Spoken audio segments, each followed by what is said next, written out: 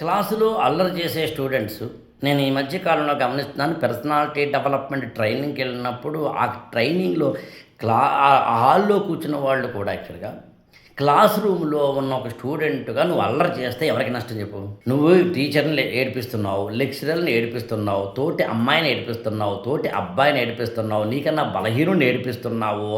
అక్కడున్న ఏదో ఎవరైతే ఉంటారో ఆ స్కూల్‌లో నాన్ టీచింగ్ స్టాఫ్ అని ఉంటారో వాళ్ళని ఏడిపిస్తున్నావు. ఈ ప్రపంచంలో అందరిని నువ్వు ఏడిపిస్తున్నావు. ఎవడికి నష్టం? నీకే నష్టం. అయినా ఏడిపిస్తే నువ్వు అలాగే ఉంటే జాతికి నష్టం, దేశానికి నష్టం.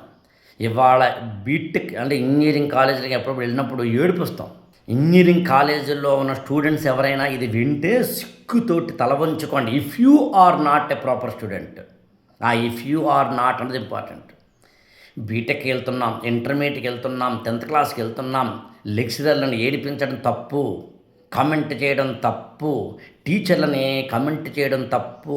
ఇంటికి వచ్చిన తర్వాత పేరెంట్స్ స్టూడెంట్స్ అంటే వీళ్ళందరూ కలిసి టీచర్ని ఏడిపిస్తారు. యాక్చువల్గా మా టీచర్కి యాక్చువల్గా ఎవడవరా నువ్వు అసలు టీచర్ని ఏడిపించడానికి? ఏం హక్కు ఉందని నీకు? నిజమే, ఆ టీచర్ బాగా చెప్పకపోతే బాగా చెప్పని ఆ టీచర్ని విమర్శించడం కాదు, ఆ టీచరే నిన్ను రేపన్న రోజున బాగా కొనియాడేలాగేదు. ఇతరులను విమర్శించడం కాదు. ఎవరిని పడితే వాళ్ళని విమర్శించడం అనేది ఏంటి యాక్చువల్గా? ఏం సాధించామని, ఎక్కడికి పోతున్నాం మనం? సో అందుకని ఇంజనీరింగ్ కానీ డిగ్రీ కానీ ఆ మాటకొస్తే ఏదైనా దయచేసి టీచర్లను ఏడిపించడం కానీ, క్లాస్ రూమ్లో అల్లరి చేయడం కానీ, సరిగ్గా చదవకపోవడం కానీ ఈ దేశానికి ద్రోహం. హెల్మెట్ లేకుండా వెళ్ళడం, ట్రిపుల్ రైడింగ్ వెళ్ళడం ఇవన్నీ దేశానికి నష్టం. ఇలాంటి వాళ్ళని పెంచి పోషించుకుంటున్నాం మనం ఇవాళ. That is very unfortunate thing. మార్కులు వస్తే చాలు ఏమీ అక్కర్లేదు అనుకుంటున్నాం. ఎందుకు మార్కులు? ఇప్పుడు ఇంజనీరింగ్ అయిపోయింది, బాగా చదివాడో చదవలేదో పక్కన పెడదో మొత్తం సర్టిఫికేట్ వచ్చింది. జాబ్ రాకపోతే, సర్టిఫికేట్ ఉండి జాబ్ రాకపోతే ఈ సర్టిఫికేట్ ఉంటే ఊడితే ఏంటి? పోనీ జాబులు లేవనుకుంటున్నారా? మార్కెట్లో జాబులు ఉన్నాయి, మీకు తెలియదేమో విషయం.